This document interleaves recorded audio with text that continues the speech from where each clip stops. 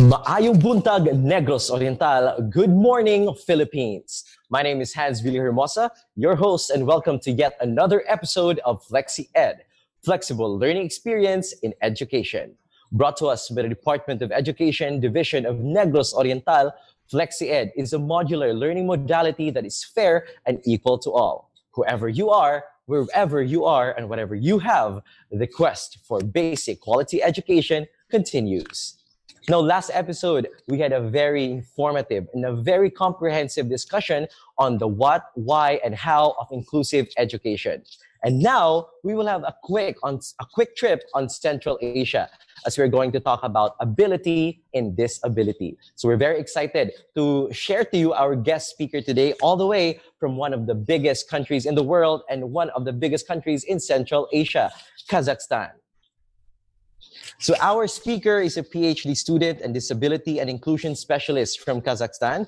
She served as coordinator on work with disabled people at Almaty City Society of People with Disabilities and other disability-related non-government organizations through volunteering, translation, and teaching English, computer literacy for children and young adults with disability.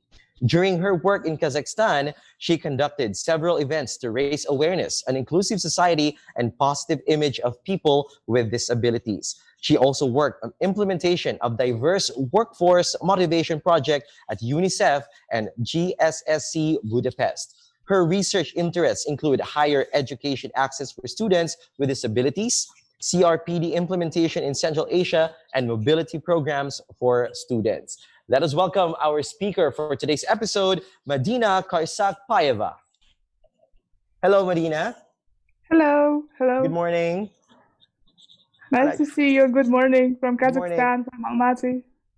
All right. So, how are you feeling today? We're very excited to have you on our episode. How are you? Thank you. I'm good. I'm doing well. I'm really happy to join your initiative today and share and collaborate and, basically communicate with people, considering our new reality for everyone with this. That is true. Time. Yeah. That is true. Now, of course, I learned that in Kazakhstan, we also have a high case of, cases for COVID-19. So what has been keeping you busy for the last few weeks or months there in Kazakhstan? Well, to be honest, like the first days of lockdown or quarantine have been very, I would say, lazy for me. But then, after some time, you get used to your new reality and you just remember about your duties. And since I'm a PhD student, I have many things to do, That's right. Drafting articles, reading them, and, working on proposal.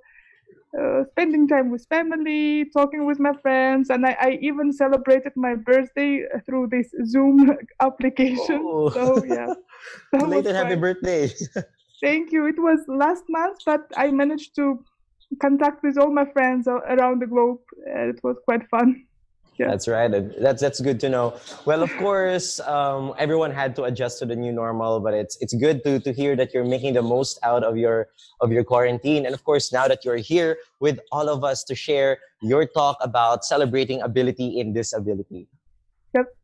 All right. So we are very excited to listen to your talk. Of course, everyone is very eager to listen to you. You will have around 20 minutes to share your ideas and your thoughts about celebration of ability in disability. Are you ready? Yes, sure. Thank you. All right. The floor is yours. Thank you. So self-confidence for me as a person who was born with water in the brain, or how it's called in medical terms, hydrocephalus, was not one of my strong points, was not, part of my personality. I used to be a very shy person. I was born in a small village near Almaty City, in a quite big family, and I was the first girl who was long-awaited, and my parents really waited for me. And, from the first day of my birth, what made my parents to not to give up is the big love and, the belief in me, even though I was born quite different with all these disability differences and, different features and different even appearance. I happen to use a wheelchair and crutches to walk around and to move. And of course, this disability and the diagnosis is like at some point it seemed to me, for me at that time, it was like karma, I would call, or destiny that would never change. And it was accompanied with loneliness, with struggle to accept yourself as a youngster, as a kid. And I was always feeling myself different in the playground with children, with my neighbors. And after all, later on, when the school started, when everyone was excited in my family, because September was approaching, and all of this children's preparation for the school, I had to go. Well, I didn't have chance, and I had to go through homeschooling. Homeschooling means basically having teachers coming to you and visiting you a few days a week, which was not obviously efficient. But still, I was really lucky, I think that all the teachers who were coming to me, they were always supporting me. They would they would stay with me longer than they were meant to. And with some of them, we still are friends, and we still keep in touch. And I think one of the starting points or crucial points in my development, self-development, was this education passion. And I still remember before the school, when before starting the school, when I was 8, I actually started my school at 8 because of the this paperwork. And my sister, we started together, so she was 6 and I was 8, but still we started together. And I remember before starting school, my parents, one day, they gave me a book, which was that kind of book which children tend to read, like with all the curious questions, like why the earth is round, or why the sky is blue, all of these kind of things. Because I actually was growing as a very talkative kid, always curious about things and always asking. And I think that book was the big starting moment in my life. And it was like opening the whole world of knowledge, which I now knowledge and education for me now is the huge power that still motivates me to go forward. And through that book and through education, homeschooling, my parents and myself, we discovered the aptitude of myself to languages. And I do remember these private lessons. My parents would hire private tutors to come to me and to learn English. And I also before this, since I was growing in the village, before the internet and all of these social media things, I used to just send my English assignments. I was assigned to one of the courses, correspondence courses, and I still remember how I was sending them by regular post, waiting for their reply and waiting for the remarks and grades. And I remember one of the day when that course was ended and I got a certificate, like I completed the course, but the grade was not nice. And I still remember how I was always worried, and I tried to hide that paper from everyone because it was showing my knowledge of English. But still, I think through some failures in my life, I managed to not to give up. And those failures were like motivating me more, to do my best, to try more, and to look for more opportunities. And even homeschooling experience um, was not a problem or barrier for me to go on to a higher education. And in Kazakhstan, after completing high school, I applied and I got a scholarship from the city mayor to study at one of the universities. That was my first degree in languages, in English and Turkish. But that was like a continuation of my, I would say, a continuation of my homeschooling, because still the education, the university education, was based on part-time mode, which means you would need to come to university twice a year. And it didn't make me feel like, I belong to this group of students and those are my colleagues or something like that. And again, the feeling of difference, of being kind of odd in the group, was always with me, even though I really tried my best. But the teachers at the university, they were somehow welcoming me, and they really at that time nobody really knew about inclusive education or inclusion, and nobody really cared, but they did what they knew, or they did what they felt. I think they tried to adapt some different situations, small facility, doing some small facilities. And that feeling of feeling without knowledge was something that was always moving my parents from my birth, because they, at that time, like 33 years ago, they did not know about the inclusion and all of these policies and practices that we have now. But they always have this big feeling of bringing me to the community and making me part of the community. So after this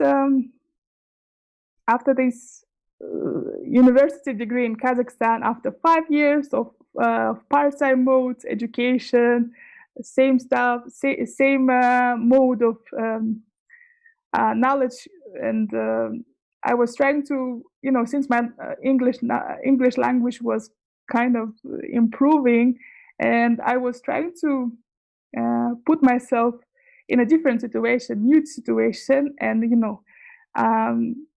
I would call it like, I tried to escape from my comfort zone because whenever you are in comfort zone, you feel like, okay, everything is fixed, you have this and that, and you don't need anything else. But through English language, I learned to be ambitious, I would say.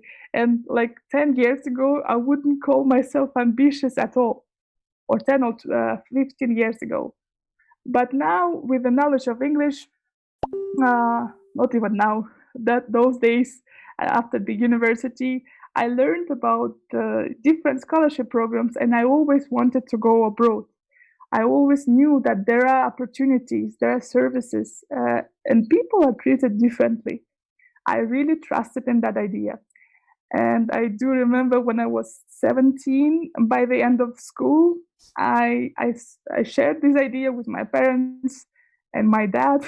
He was quite against, but he didn't even sound like rude, or he didn't say anything like very negative or anything like that. But I was very worrying about this, and I remember my first cry about this. And from that moment, I started to look for more programs, and that's how I, through this search, I managed to meet different people working in different organizations in Kazakhstan, and not only in Kazakhstan, but also abroad. And that was also the time of internet bloom in Kazakhstan. And, I tried to use the internet and email and all these connections to find new people. And basically, that's how I found the Fulbright scholarship program. That was my first experience. So before that, I used to read about the Fulbright, about how competitive it is, how it's hard to get it, and all of the different stages of the program and how to become a scholarship holder. But it took me like 2 years, 2 years to apply for Fulbright. And again, that experience showed me that, persistence is really important in your life. And if you have something different in your life, let's say disability, as in our case, you don't have to give up. And it was hard for me because I was born and raised as a shy person, even though talkative or like sociable, but still shy. I never made like a first step. It was hard for me. But with this Fulbright experience, it took me 2 years, 2 in a row. And first year I failed. When I got to the stage of interview, I just lost myself. I didn't know what to say, how to be concrete. And, at some point, I think because of the emotions, I just couldn't understand some of the words of the committee. But that failure also made me, stronger at some point. And next year, I made myself a plan that I will definitely apply for it again. And I did apply, and I was selected, and I went to US. And I was the first Kazakhstani student with disability going to US and a scholarship holder Fulbright scholarship holder.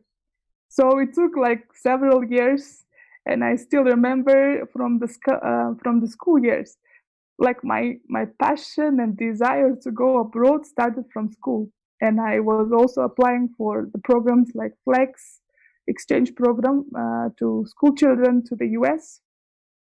But since that plan didn't work, I just did my best for Fulbright and finally got it. So the life in the US also was challenging, and having your very limited understanding of school environment or university environment and communication with your peers made me think that I'm not in the right place at the first time in the US. But luckily, I was at the first time I was in the international group, people from very different countries. Those countries I used to read about, and that experience made me think wider and be more open and be more proactive in terms of your educational needs, and expressing your voice, expressing your ideas. And for me, one of the important points was from the US. One of the important lessons was the teacher once said that there is no right or wrong answer. So you just have to express yourself. And that was also like very life-changing experience for me. After Fulbright,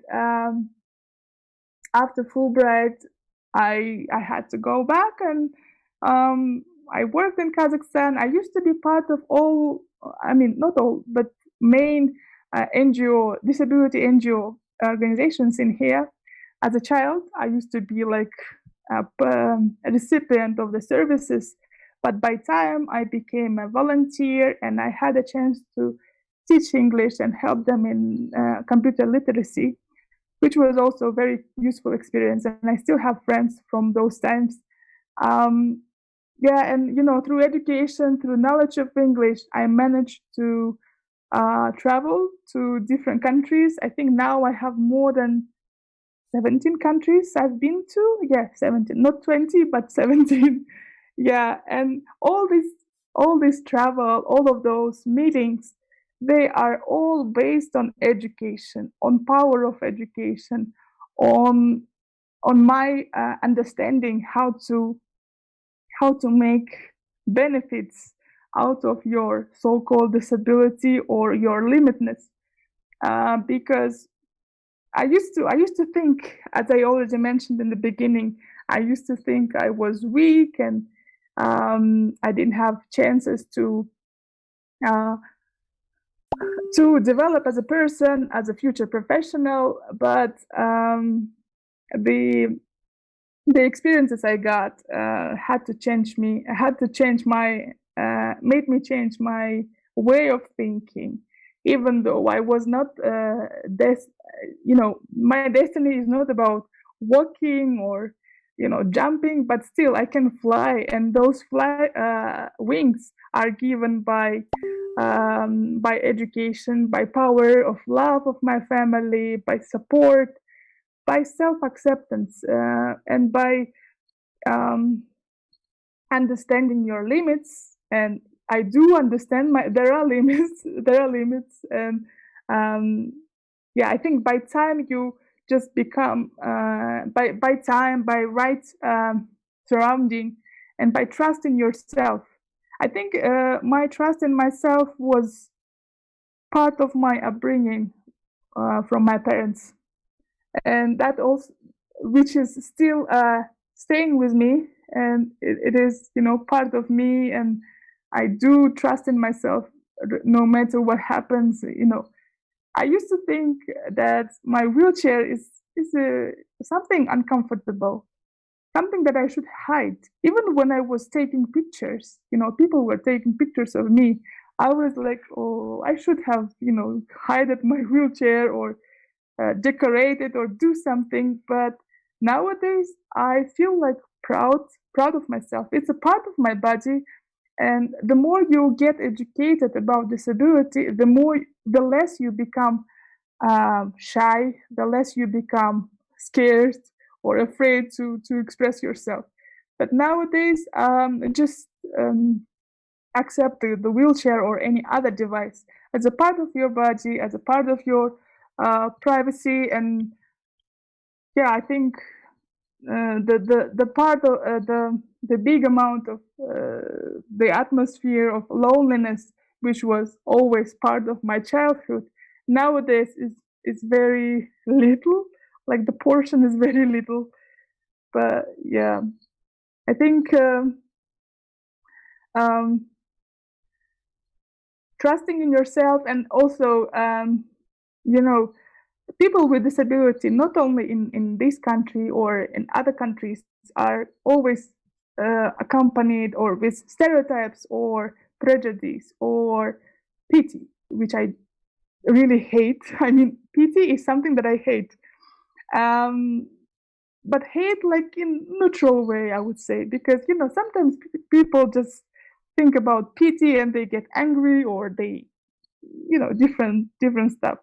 But pity is something that can make you feel weak for whole your life. And I stopped at some point in my, I think it's youngster, when I was a teenager, I stopped thinking about myself, and I stopped feeling pity for myself, for my future life. Because if you feel pity, you're gonna get this scenario for your life. You approach your future with your thoughts, and if you feel pity for yourself, then the rest of the world will be just not considering you as a full member of any society. And for me, so there is no pity in my life. There is no space for pity in my life. You just have to not to give up. That's what I had to learn. And no matter how I struggle nowadays or any other time, I just remember that there is no way for pity, because pity is really a stop sign for your development. Yep.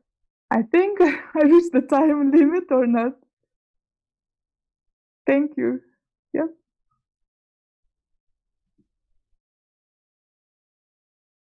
I cannot hear you.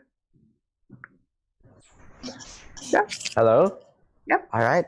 So thank you so much, Madina, for such an inspiring talk. You truly are an inspiration to everyone, especially in terms of really reaching your dreams and that really persisting to go far and to go beyond the limits, especially in reaching for whatever you want to do in life. And of course, that will serve as a challenge to all of our viewers, especially our teachers, on how they can further celebrate inclusion in learning, especially in their classroom, especially that we are approaching this new reality of learning and instruction. So once again, thank you so much, Madina, for your time. Before anything else, what would you like to say to all of our viewers here in the Philippines? Any last thoughts or ideas that you want to impart to all our viewers today? Yeah, well, first of all, I would like to thank you for inviting me, for giving me chance to share. And I hope my talk will help people, help professionals, teachers, and students not to give up and, develop in their areas and adapt to new reality, as we all say.